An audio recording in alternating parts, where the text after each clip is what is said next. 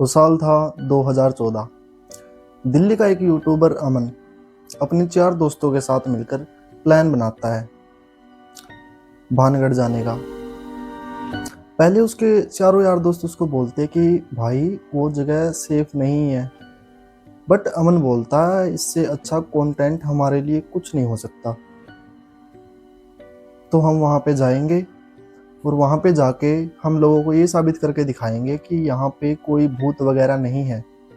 हम लोगों को किसी से डरने की ज़रूरत नहीं है। यहाँ पे आने के बाद चारों यार दोस्त मिलकर एक डे फाइनल करते हैं, जिस दिन वो किले के अंदर घुसने वाले थे। रात को चारों यार दोस्त मिलकर भानगढ़ जाते हैं और वहाँ पे जाके दिन में अच्छी तरीके से घूमते फिरते हैं, हर एक जगह को देखते हैं, सेल्फीज लेते हैं, वीडियो बनाते हैं। फिर अमन बोलता है हमारा प्लान रात को काम करेगा। अभी हम एक बार किले को देख लेते हैं कि कहाँ से अंदर जाया जा सकता है और आसानी से कहाँ से बाहर आया जा सकता है। तो जैसे ही रात होती है अमन किले के बाहर खड़ा हो जाता है। चारों यार दोस्त वहीं पे अपनी जीप पार्क कर देते हैं और खड़े होकर अमन को देखने लग जाते हैं कि अभी आगे क्या करेगा। अमन अपना ड्रोन उठाता है और अपने ड्रोन को अंदर भेजता है। अंदर भेज के वो ड्रोन को हर एक उस जगह पे लेके जाना चाहता था जहाँ पे उसको कुछ भी दिख सकता था, जिससे उसको यूट्यूब के लिए एक अच्छा कंटेंट मिल जाए। अमन अपने ड्रोन को चारों तरफ घुमाता है, फिराता है और फिर ड्रोन को किले के बीच में लेकर जाता है। और जब ड्रोन उसका किले के बीच में जाता है तो अमन देखता है वहाँ पे 4-5 आदमी हैं जो कि बीच में आग जला के उसको चारों तरफ खड़े हैं। जैसे ही अमन ड्रोन को 20 फुट तक नीचे लेकर आता है तो वो सभी उस ड्रोन की तरफ देखने लग जाते हैं। और जैसे ही अमन अपने ड्रोन के कैमरे में उन लोगों को देखता है तो उसके हाथ से ड्रोन का रिमोट वहीं पर छूट जाता है। वो देखता है कि जो 4-5 लोग वहाँ पे खड़े हैं उनमें से किसी का भी फेस नहीं है। उनके फेस की जगह बस एक काली परछाई है जो बिल्कुल भी साफ नहीं दिख रही। अमन ये देखते ही वहीं पर बैठ जाता है और जोर जोर से चिल्लाने लग जाता है। जब भी उसके दोस्त उसके पास आते और पूछते क्या हुआ, ऐसा क्या देख लिया तूने जो तू इतनी जोर जोर से चिल्ला रहा है। अमन बोलता है भाई चलो यहाँ से, मुझे यहाँ अब एक मिनट भी नहीं रुकना। चारों दोस्त भागते हैं वहाँ से, अपनी जीप के पास जाते हैं और जैसे ही जीप को स्टार्ट करने की कोशिश करते हैं उनकी जीप स्टार्ट ही नहीं होती। बहुत ट्राई करते हैं, बहुत बार ट्राई करते हैं। किले के अंदर से हजारों चूड़ियां टूटने की आवाज़ आ रही थी, जैसे कोई अंदर रो रो कर अपने हाथ जमीन पर मार रहा है। ये देखकर अमन इतना हैरान हो जाता है और जल्दी से बस ये सोचता है कैसे ना कैसे मेरी जीप स्टार्ट हो और मैं यहाँ से निकलूं। तभी उन लोगों के पास एक साधु आता है जो उंगली से इशारा करके उनको बोलता है अभी की अभी यहाँ से निकल जाओ वरना तुम्हारे साथ बहुत बुरा हो सकता है। और जैसे ही वो साधु उनकी जीप को हाथ लगाता है उनकी जीप स्टार्ट हो जाती है और वो जल्दी जल्दी से वहाँ से भागते हैं।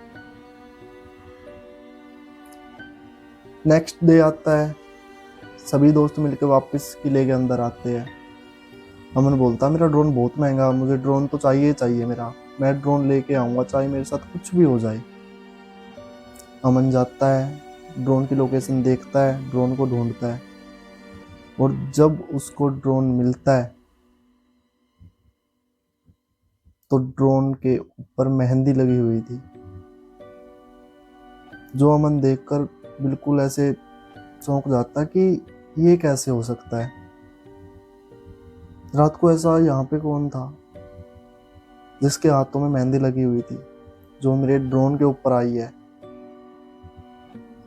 उसके बाद अमन कभी उस किले में नहीं गया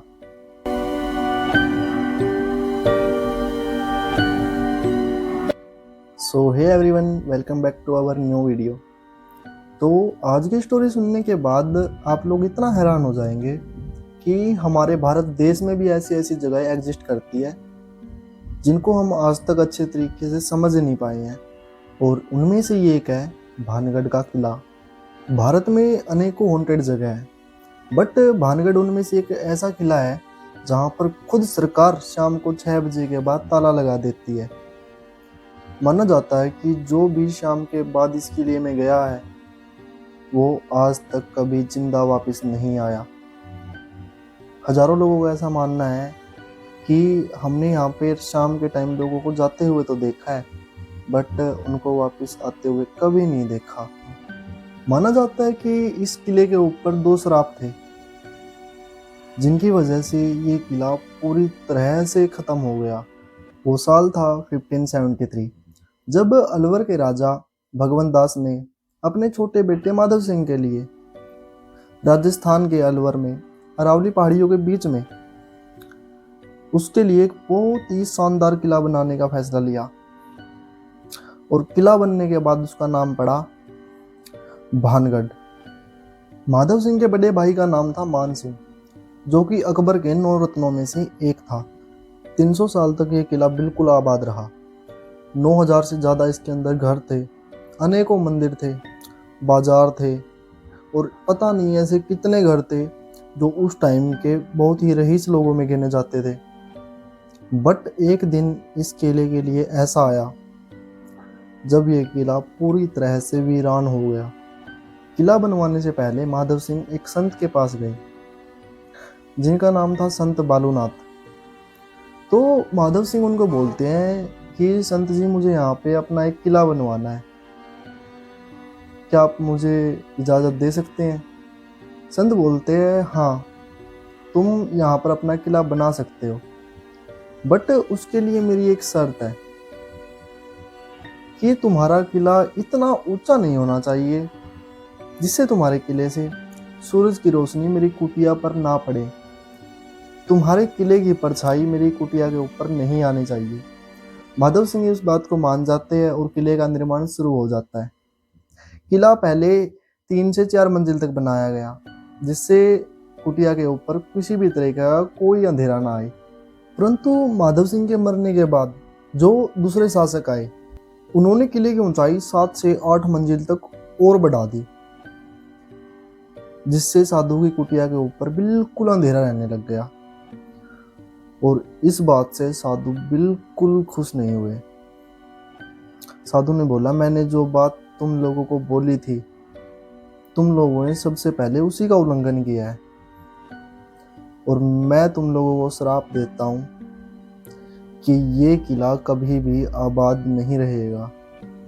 भानगढ़ का विनाश उसी टाइम से शुरू हो गया था। इससे जुड़ी हुई एक और कहानी है जिसके लिए भानगढ़ पूरी दुनिया में बदनाम है। कहा जाता है इस किले में रहती थी राजकुमारी रत्नावती, जो कि इस किले की सबसे सुंदर राजकुमारियों में से एक थी। उसके लिए दूर दूर विदेशों से लेकर हर एक देश से रिश्ते आते थे, बट रत्नावती किसी से शादी नहीं करना चाहती थी। रत्नावती बोलती थी, मुझे एक ऐसा वर चाहिए जो भानगढ़ को अच्छे तरीके से चला सके। और इसी कुटिया के सामने रहता था एक तांत्रिक, और तांत्रिक को रत्नावती पसंद आ जाती है। तांत्रिक बिल्कुल रत्नावती के प्यार में पागल हो जाता है। किसी भी हालत में उसको रत्नावती चाहिए ही चाहिए। तो एक दिन राजकुमारी की सहेलियां बाजार में आती है और राजकुमारी उनको बोलती है कि मुझे एक इत्र चाहिए, तुम लोग मेरे लिए एक इत्र लेके आओ बाजार से।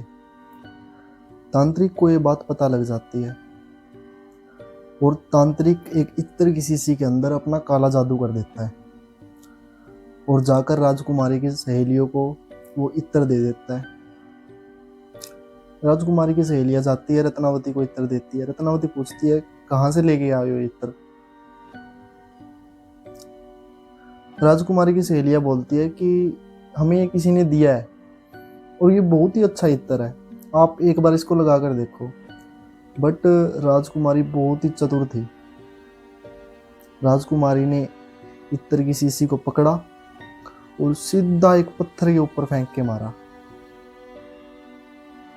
और तांत्रिक ने उस इत्र की शीशी के अंदर ऐसा जादू किया हुआ था कि जो भी उस इत्र को पहले लगाता वो तांत्रिक के प्यार में खिंचा चला आता।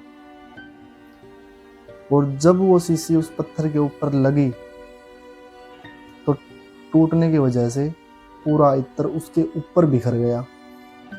और कहते हैं उस इत्र से जो जादू था वो सीधा उस पत्थर के अंदर आ गया और वो पत्थर बहुत ही तेजी से तांत्रिक की तरफ आया और तांत्रिक को कुचल कर निकल गया। तो जब तांत्रिक बिल्कुल मरने की कगार पर आ गया तो तांत्रिक राजकुमारी को और किले को एक श्राप देता है कि बहुत ही जल्दी ये पूरा किला उजड़ जाएगा, यहाँ पर कोई भी जीवित नहीं रह सकेगा। और हुआ भी वैसा ही। ठीक 1 साल के बाद भानगढ़ और अजबगढ़ के बीच एक बहुत ही भीषण युद्ध हुआ, जिसके अंदर भानगढ़ का हर एक सिपाही मर गया, साथ ही राजकुमारी रत्नावती भी। और उसी टाइम से पूरा भानगढ़ बिल्कुल वीरान हो गया। आप लोगों ने भानगढ़ के बारे में बहुत सारी वीडियो में देखा भी होगा। हम ये भी नहीं कह सकते कि ये सब कुछ अफवाह है, बट आंख बंद कर कर इन बातों को मानना भी गलत है। राजस्थान के लोगों का जब इंटरव्यू लिया गया तो वहाँ के लोग बोलते हैं कि हाँ ये सच है, जब रात को यहाँ पर कोई रुकता है तो वो कभी वापस नहीं मिलता। यहाँ से चूड़ियों के टूटने की आवाज़ आती है रात को, ऐसा लगता है कि कोई अंदर बैठकर रो रहा है। कभी हंसने की आवाज़ आती है, कभी आवाज़ आती है कि हमें यहाँ से निकालो। और लोगों को ऐसा मानना है कि उस टाइम पे जो श्राप था वो अभी तक ऐसे का ऐसे चल रहा है। भानगढ़ में अनेकों बार घरों की छतों को बनाने का प्रयास किया गया, बट भानगढ़ में किसी भी घर के ऊपर कभी भी कोई छत टिकती ही नहीं।